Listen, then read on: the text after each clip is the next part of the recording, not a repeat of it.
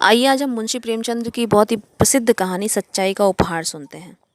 तहसीली मदरसा बराँव के प्रथम अध्यापक मुंशी भवानी सहाय को बागवानी का कुछ व्यसन था। क्यारियों में भांति भांति के फूल और पत्तियां लगा रखी थी।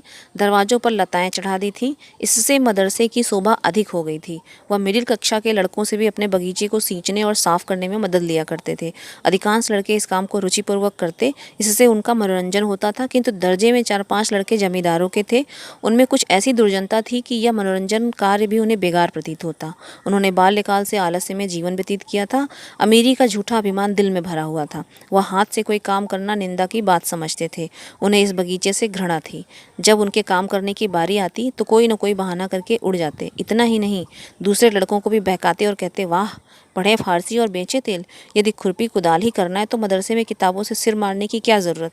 यहाँ पढ़ने आते हैं, कुछ मजदूरी नहीं करने आते। मंसू जी इस अवज्ञा के लिए कभी कभी उन्हें दंड भी देते थे। इससे उनका द्वेष और भी बढ़ता था। अंत में यहाँ तक की नौबत पहुंची कि एक दिन उन लड़कों ने सलाह करके उस पुष्प वाटिका को विध्वंस करने का निश्चय किया। 10 बजे मदरसा लगता था, किंतु उस दिन वह 8 ही बजे आ गए और बगीचे में घुसकर उसे उजाड़ने लगे। कहीं पौधे उखाड़ फेंके, कहीं क्यारियों को रौंद डाला, पानी की नालियाँ तोड़ डाली, क्यारियों की मेड़े खोद डाली। मारे भय के छाती धड़क रही थी कि कोई देखता ना हो, लेकिन एक छोटी सी फुलवारी को उजाड़ने में देर ही कितनी लगती है। 10 मिनट में हरा भरा बाग नष्ट हो गया।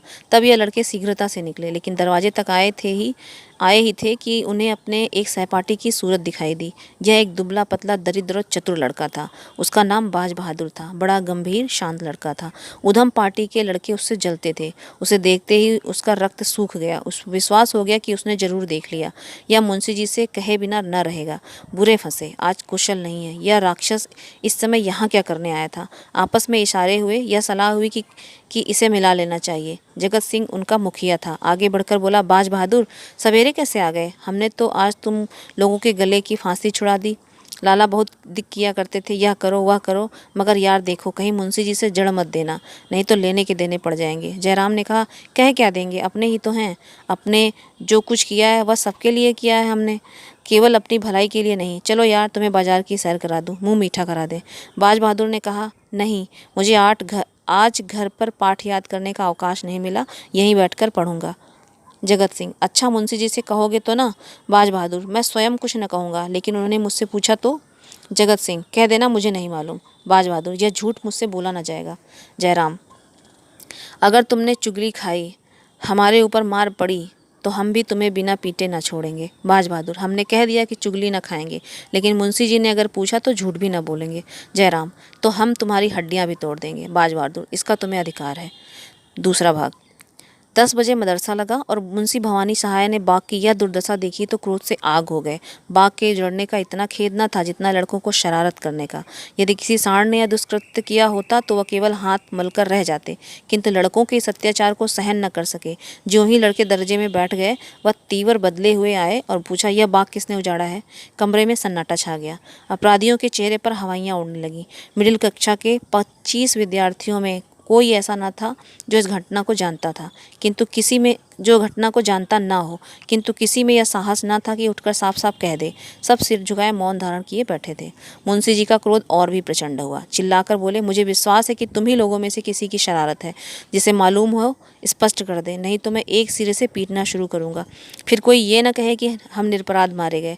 एक लड़का भी न बोला। वही सन्नाटा। मुंशी देवी प्रसाद, तुम कुछ जानते हो? जी नहीं, मुझे कुछ नहीं मालूम। बाज बहादुर, तुम तो कभी झूठ नहीं बोलते, तुम्हें मालूम है? बाज बहादुर खड़ा हो गया। उसके मुखमंडल पर वीरत्व का प्रकाश था। नेत्रों में साहस झलक रहा था। बोला, जी हाँ मुंशी जी। मुंशी जी ने कहा, शाबाश। अपराधियों ने बाज बहादुर की ओर रक्त वर्ण आंखों से देखा और मन में कहा, अच्छा। तीसरा भाग। भवानी सहाय बड़े धैर्यवान पुरुष मनुष्य थे। यथाशक्ति लड़कों को यातना नहीं देते थे, किंतु ऐसी दुष्टता का दंड देने में वह लेश मात्र भी दया न दिखाते थे। छड़ी मंगाकर 5 अपराधियों को 10-10 छड़ियां लगाईं।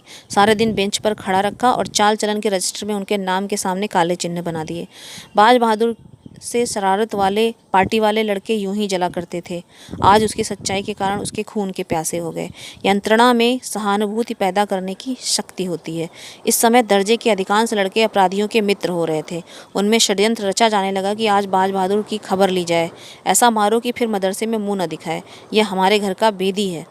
दगाबाज, बड़े सच्चे की दुम बना है। आज सच्चाई का हाल मालूम हो जाएगा। बेचारे बाज बहादुर को इस गुप्त लीला की जरा भी खबर न थी। विद्रोहियों ने उसे अंधकार में रखने का पूरा यत्न किया था। छुट्टी होने के बाद बाज बहादुर घर की तरफ चला। रास्ते में एक अमरूद का बाग था। वहाँ जगत सिंह और जयराम कई लड़कों के साथ खड़े थे। बाज बहादुर चौंका, समझ गया कि लोग मुझे छेड़ने पर उतारू हैं, किंतु बचने का कोई उपाय न था। कुछ हिचकता हुआ आगे बढ़ा। जगत सिंह बोला, जाओ, आओ लाला, बहुत राह दिखाई, आओ सच्चाई का इनाम लेते जाओ। बाज बहादुर, रास्ते से हट जाओ, मुझे जाने दो। जयराम, जरा सच्चाई का मजा तो चखते जाइए। बाज बहादुर, मैंने तुमसे कह दिया था कि जब मेरा नाम लेकर पूछेंगे तो मैं बता दूंगा।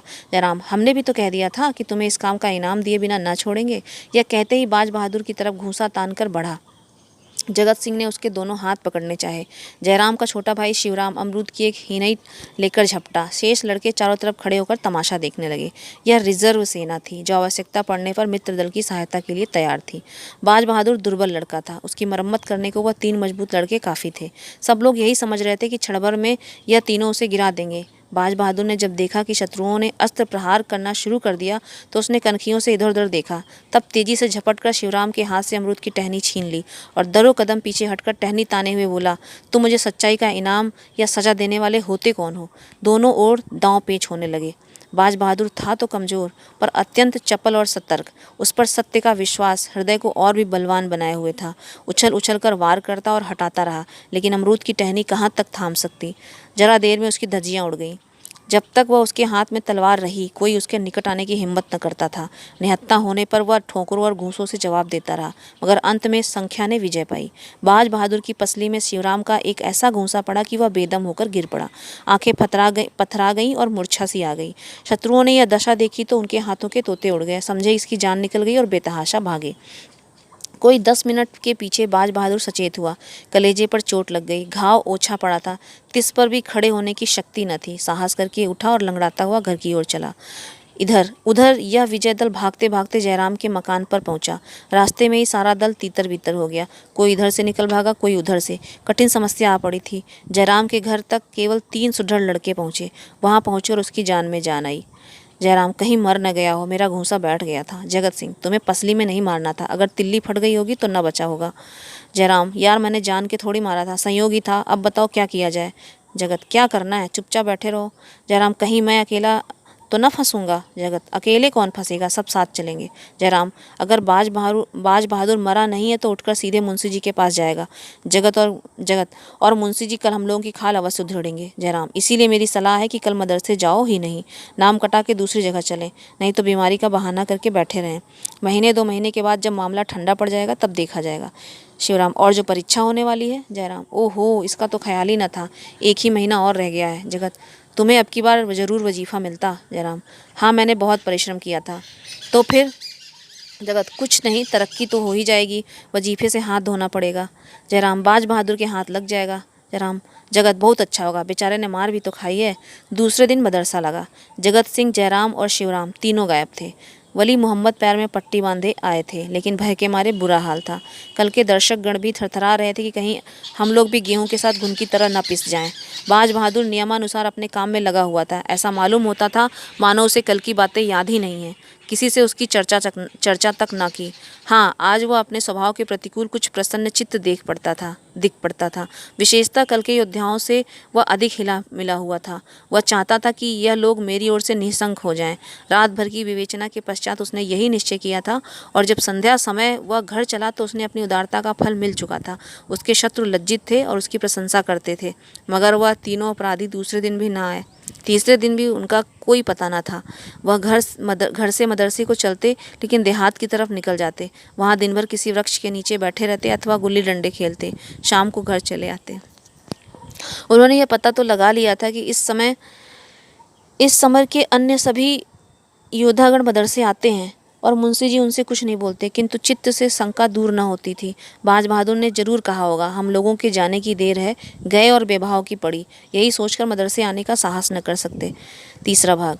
चौथे दिन प्रातःकाल तीनों अपराधी सोच रहे थे कि आज किधर चलना चाहिए। इतने में बाज बहादुर आता हुआ दिखाई दिया।